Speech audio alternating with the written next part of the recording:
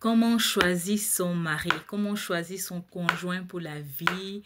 Comment choisir? Quels sont les critères sur lesquels se baser pour choisir un bon mari? On en parle aujourd'hui. J'espère aider mes sœurs, voilà, celles qui vont tomber sur cette vidéo. Peut-être que tu as 2, 3 gars qui te font la cour, peut-être plusieurs, mais tu ne sais pas qui choisir, tu es un peu confuse. Alors, à partir de cette vidéo, tu sauras comment choisir l'homme de ta vie, voilà. Alors, on va lire Galates 5, verset 22, qui nous parle des fruits de l'esprit. Les fruits de l'esprit. Donc, c'est-à-dire que le conjoint que tu dois choisir doit avoir les fruits de l'esprit. Et ces fruits de l'esprit, là, ça ne s'adresse pas seulement en tant que femme chrétienne pour chercher un mari chrétien. Ce sont des fruits qui sont, ce sont des qualités qui sont universel, j'ai envie de dire. Et si tu te bases sur ça, tu sauras faire un bon choix de conjoint. Alors, la parole de Dieu dit que les fruits de l'esprit sont l'amour, la joie, la paix, la patience, la bonté, la bienveillance, la fidélité, la douceur et la maîtrise de soi. Alors, on va commencer par le premier fruit, l'amour. Alors, un homme que tu veux choisir, ça doit être un homme qui t'aime.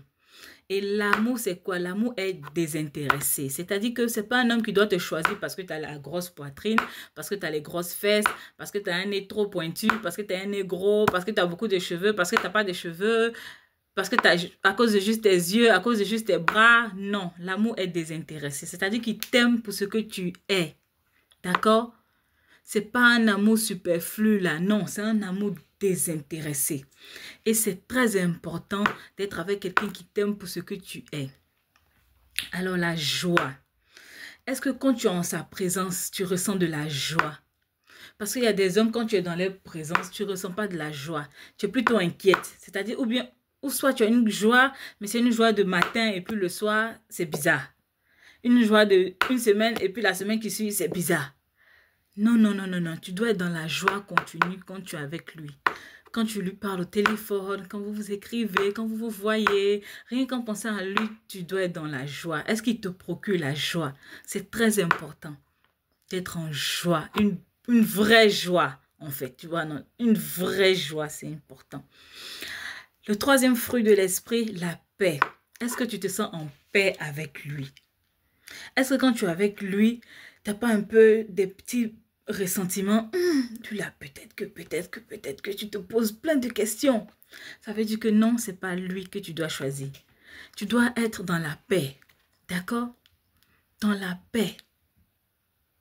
Dans la paix. Une paix vraiment continue. Une paix dans la tranquillité. Tu dois avoir une paix intérieure quand tu es en sa présence. Il doit te procurer la paix, ma chérie. Il doit te procurer la paix. Quelqu'un qui tu es et puis tu es toujours en train de penser. Toujours en train de penser.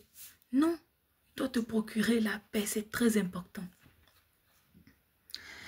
Ensuite, la patience. Est-ce qu'il est patient avec toi? Est-ce qu'il est patient avec toi, ma chérie? Il y a des hommes qui ne sont pas patients. Ils ne sont pas patients avec leur chérie. Il y a des foyers là. Si la femme s'est refusée 1 jour, 2 jours, foyer mélangé. Foyer mélangé. C'est-à-dire que c'est comme une foyer de donnant-donnant. Si tu donnes aujourd'hui, foyer arrangé. Tu ne donnes pas aujourd'hui, foyer mélangé. Il y a des foyers où quand la femme est enceinte, là, le monsieur va avoir ailleurs. Il y a des foyers où quand la femme accouche, on dit, il faut attendre 2 mois ou 3 mois. Le monsieur va avoir ailleurs. Un mari qui n'a aucune patience. Qui n'a aucune patience. Il y a des foyers où tu ne peux pas faire caprice. Bébé gâté, tu ne peux pas faire ça. Le mari va... Il n'a pas tant de ça. Aucune patience. Ton époux doit être patient avec toi. Tu vois, il doit avoir de la patience vis-à-vis de toi. C'est très important. La bonté. Est-ce qu'il est bon? Est-ce qu'il a un cœur bon? Est-ce qu'il a un bon cœur? Est-ce qu'il a un bon fond, comme on dit souvent? Comment il est? Comment il se comporte avec toi? Est-ce qu'il a de la bonté? Dans la bonté, il y a la générosité. Est-ce que c'est un homme qui donne? Est-ce que c'est un homme qui offre? Il y a des hommes qui ne savent pas offrir. Quand ils offrent, ce n'est pas intérêt. Forcément pas intérêt. Non. Il doit être comme ça.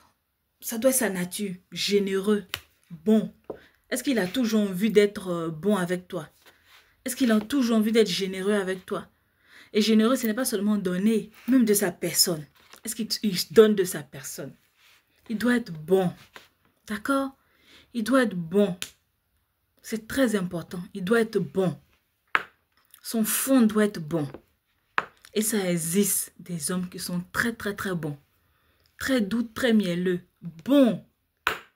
Très, très bon. Bon de cœur.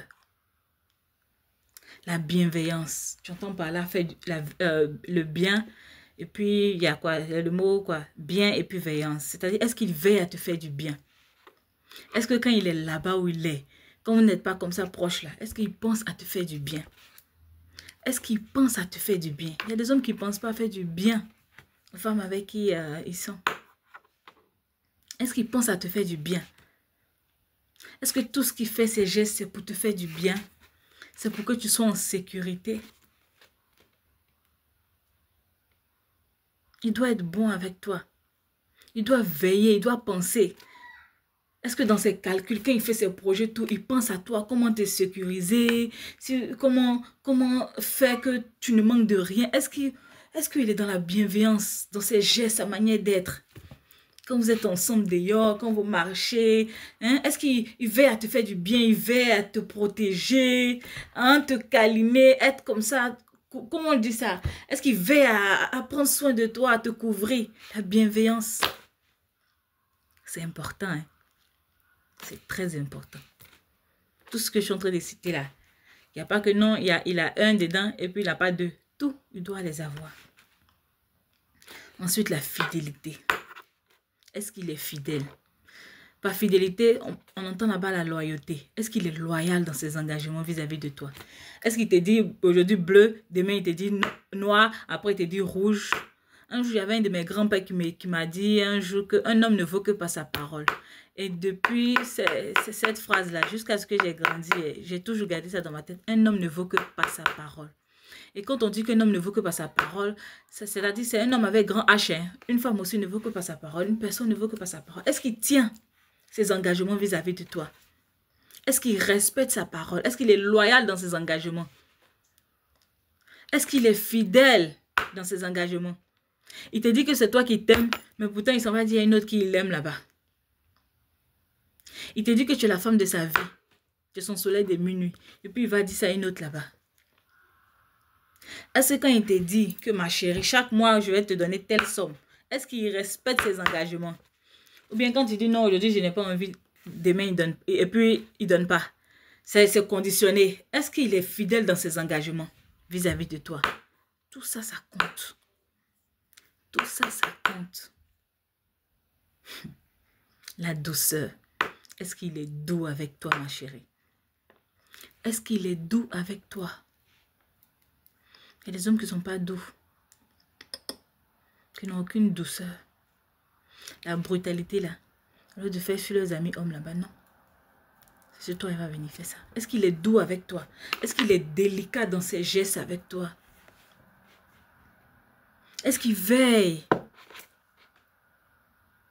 La douceur, c'est une très belle qualité pour un homme.